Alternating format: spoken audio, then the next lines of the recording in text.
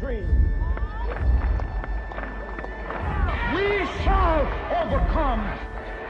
I accept the Nobel Prize for Peace. We as a people will get to the promised land. We want to be free.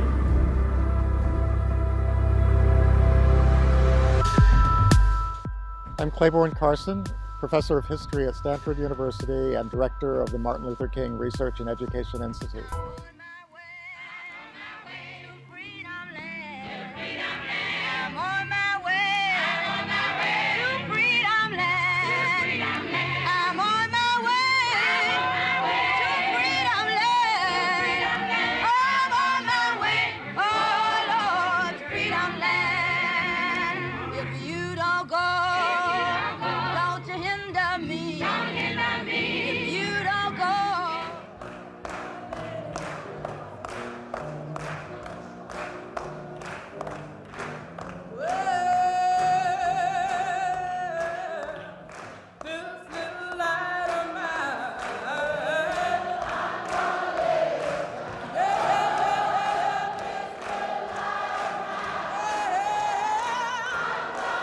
This was the home where Martin Luther King was born January 15, 1929. One of the advantages of using a setting like this is that we can really practice history the way it should be. It shouldn't be about names and dates that you remember. It should be about the study of the things that survive from the past. That's why a site, a historical site, is so important.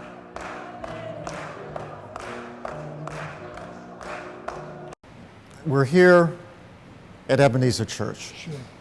What does that mean for you in terms of just the significance of that in terms of your experience with this church? Well, first thing that we have to really realize is the importance of church in the South, or there would have been no movement. I think this room, which brings together a selection of the materials from the Morehouse King collection, indicates that when we talk about the papers of Martin Luther King, we're not just talking about formal documents. These documents have real power because they express Martin Luther King as he's trying to get through his busy life as a leader. One of the first things he did was to set up his social action committee, and turns out that a lot of the people in boycott were members of that.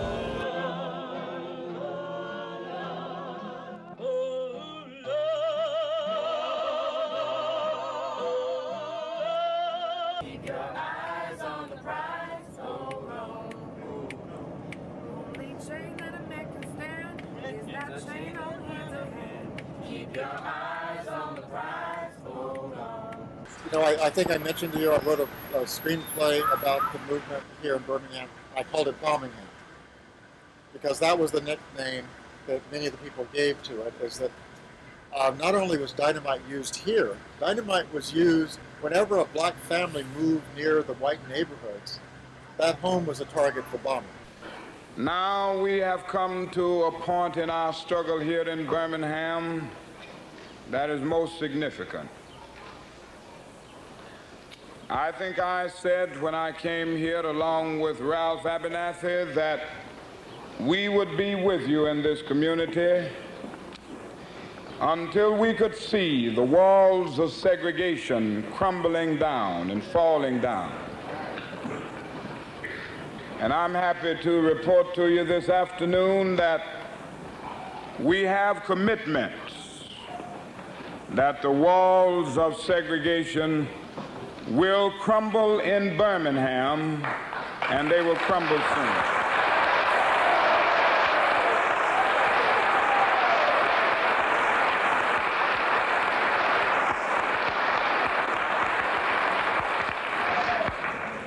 Now let nobody fool you. These walls are not crumbling just to be crumbling. They are breaking down and falling down because in this community more people have been willing to stand up for freedom and to go to jail for that freedom than any city and any time in the United States of America.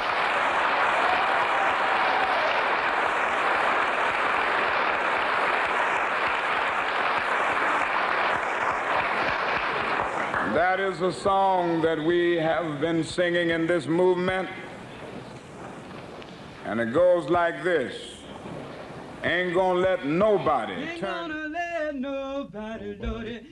me round, turn me round, turn me round. Ain't gonna let nobody, Lordy, turn me round. Keep on a walking, Lordy, keep on a talking, Lordy, marching up to freedom land. Ain't gonna let segregation, Lordy, turn me round, turn me round, turn me round. Ain't gonna let segregation, Lordy, turn me round. Keep on a walking, yeah, keep on a talking, yeah, marching up to freedom land. Ain't gonna let no jailhouse, Lordy, turn me round, turn me round, turn me round. Ain't gonna let no jailhouse turn me round. Keep on a walking, Lord, keep on a talking, Lord, marching up to freedom land. Ain't gonna let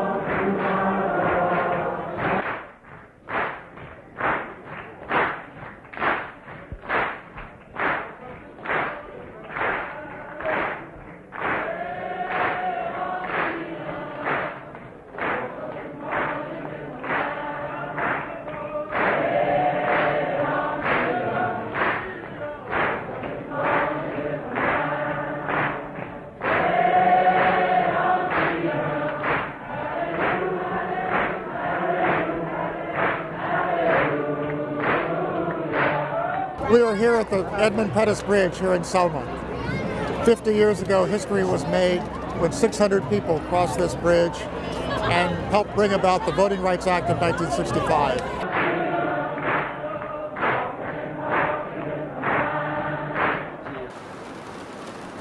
When Dr. King came to Selma, he met with the League, and you know, he chose Selma as the battleground, as the headquarters for the battle for voting rights here in these United States. Things really heated up then. When I crested that bridge and I could see those policemen lined up all the way across, up under the traffic lights just across the bridge, I knew we were not going to Montgomery.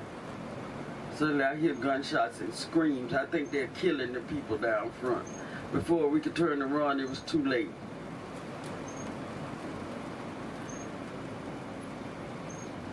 With them came those policemen, just beating people, old, young, black and white. Male, female, didn't matter, they were just beating people. The gunshots I heard, nobody was shooting bullets on that bridge that day. It was the tear gas canisters. Tear gas burns your eyes, gets in your lungs, you can't breathe, you can't see, you panic. Oftentimes you run right back to the same people you're running from. And do you know, August 6th of that very same year, roughly 6 months later, the Voting Rights Act was signed, and it removed those obstacles that prevented us from voting. Here in Dallas County, we went from 250 African American voters out of a possible 15,000 to 9,600 almost immediately. Now, we've come a long, long way, but every day we have these attacks. It's like we made 2 steps forward and they want to knock us 5 back. We got to stop this hemorrhaging of these laws. They took out the clause in the Voting Rights Act that essentially protected me. And there's no outcry. In the beginning you hear it, and then you don't hear it. You know, the next big news story comes along, we can't just let these things fall by the wayside. We got to continue to struggle until this world is right for everyone, not just blacks, not just whites, not just reds, not just yellows, but everybody. Because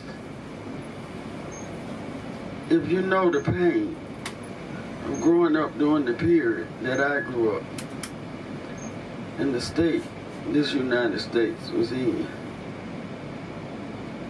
and as you can see, parts of things today still parallel the 60s, what you gonna do? Before you leave, guys, I want you to walk across that bridge. I don't want you to ride across that bridge. I want you to walk in the footprints of the history makers. And as you walk, I want you to think about your peace. If we've gotten you this far, how far are you gonna take us? Think about it.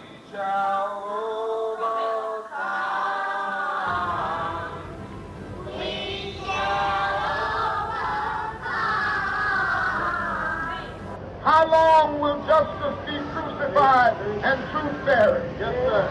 I come to say to you this afternoon, however difficult the moment, however frustrating the hour, it will not be long, because truth touched the earth will rise.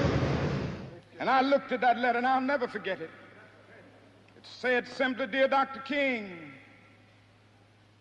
I am a 9th grade student at the White Plains High School." She said, "While it should not matter, I would like to mention that I'm a white girl. I read in the paper of your misfortune and of your suffering. And I read that if you had sneezed, you would have died. And I'm simply writing you to say that I'm so happy that you didn't sneeze. And I want to say tonight,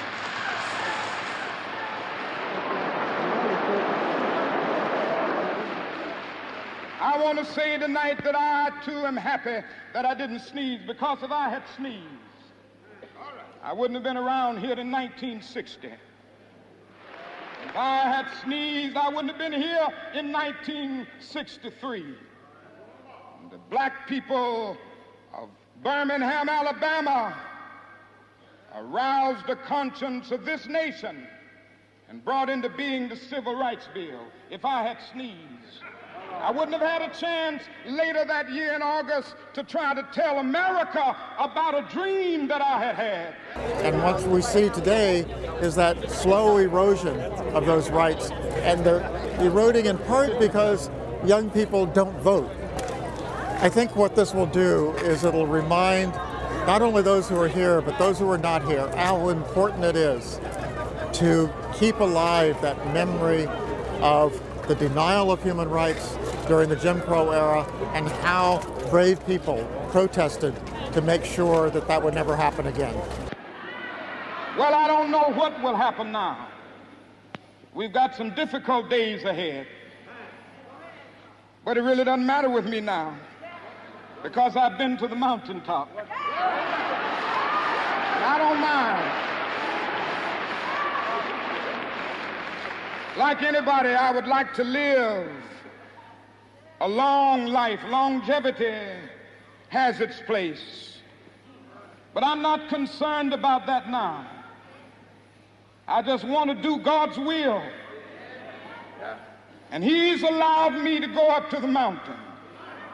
And I've looked over, and I've seen the promised land.